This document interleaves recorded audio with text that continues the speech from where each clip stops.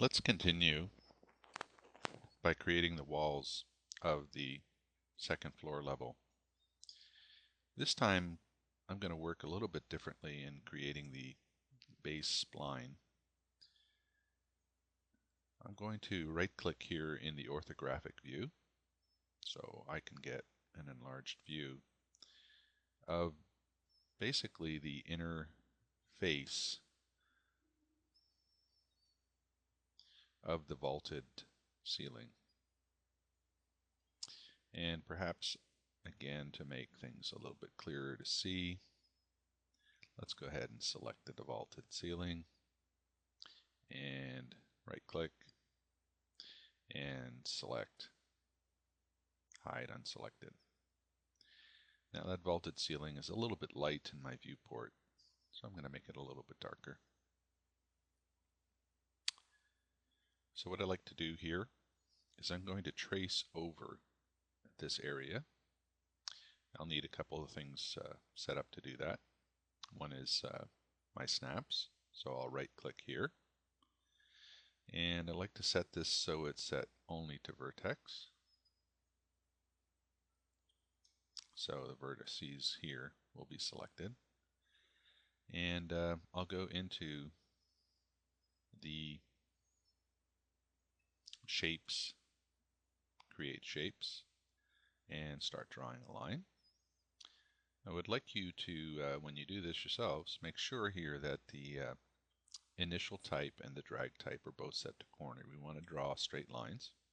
And if we have anything else set here, there's a possibility that we could accidentally draw lines that have basically a slight curve to that. So we've set up our snap settings. We got to turn on our snap. And now let's go ahead and trace over this area.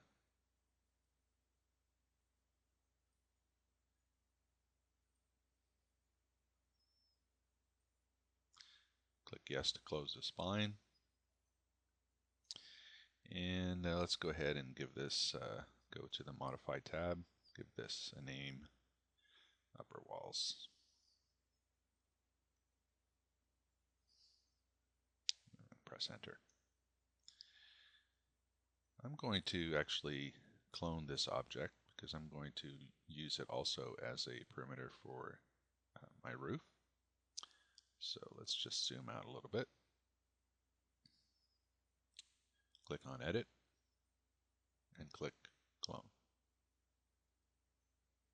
I'm going to call that now Roof. Click on OK.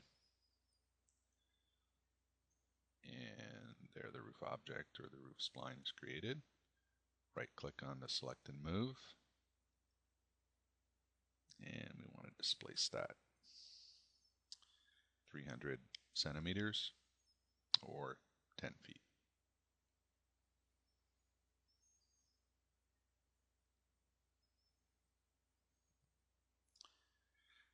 Now, when I cloned my spline before, I actually made an error, and I've gone back and checked over this, and I could see that I've made an error. What I wanted to do is I wanted to make a copy, and I actually made an instance. That's going to give us a problem, and I'll actually demonstrate what this problem is.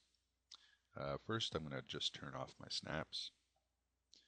Now this line here that has roof, that has been named to roof, let's go ahead and do something very simple like add an extrude modifier to it and add some value. Let's make it something small, but you can see actually immediately what's going on is whatever modifier I add to one gets added to both. And you can see that in the interface here, the objects in the modifier list are actually bolded. That tells you visually that you have a situation where one object is instanced to another. So we don't want this.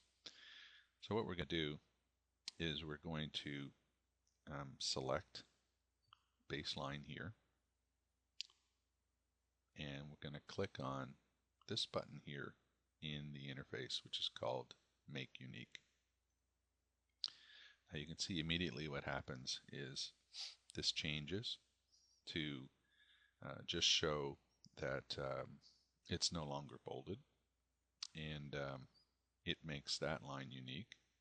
The extrude modifier is still there, but now if you change the extrude modifier, let's say changing the height, it doesn't change the other one. So that's a good thing, and let's go ahead and click on roof. We didn't want an extrude modifier on it, so we're going to select the extrude modifier and then click on this other little icon here that looks like a trash can to remove extrude. In this case down here, we did want to do an extrusion, but before we do it, we'd like to also outline the walls. So let's delete the extrude modifier for now. Let's go into the line at the spline level and select our line. Let's try here an outline of 30 to give us a little bit of depth to our walls.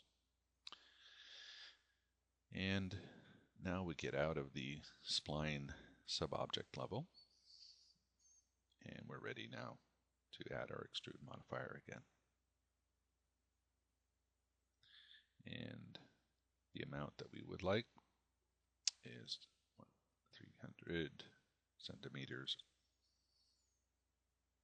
So what we're going to do is we're going to create a roof at this level, at the top, and we're going to use a tool called Bevel Profile. So we need basically two splines. One of them shows basically a path of travel for a profile. We have the path of travel already drawn here. It's that roof spline we created earlier, and we need to now create a profile.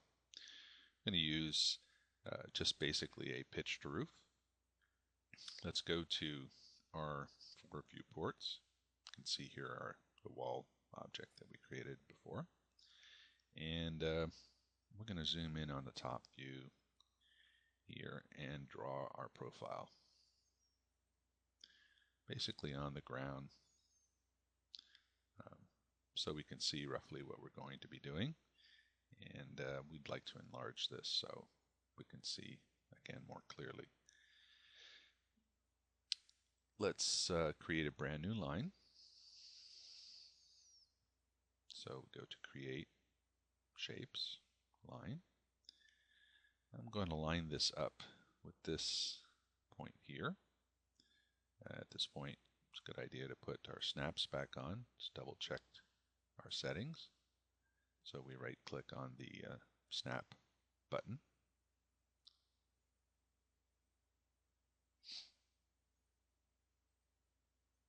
Turn it on. And let's line this up so it's in line with the outer face of our walls. And we'll go over a couple of feet, or approximately 600 millimeters. No, I didn't quite get that right. So let's hit backspace to backspace through our first segment and go approximately here to the center of our vault, and now on the other side that direction, and I'll finish here. Now, one thing to note here too is I like to use this point as a point of reference. It's my starting point, and I've off-centered it, placed it right over the wall there. That should give us some help in doing some alignments later on.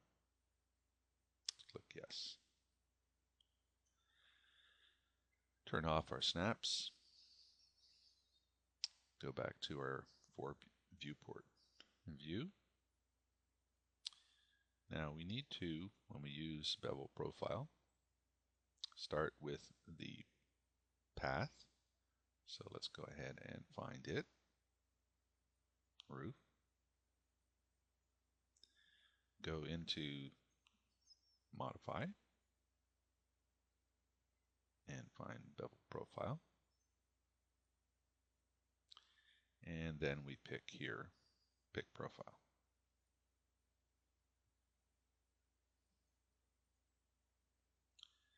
Now we'll need to make some adjustments so that this looks correct. We need to go into the Bevel Profile modifier and select the Profile gizmo. Let's zoom into this area, enlarge it. And what we'll need to do here is use our Move tool and just move our profile until our roof starts to look to where we'd like it to look.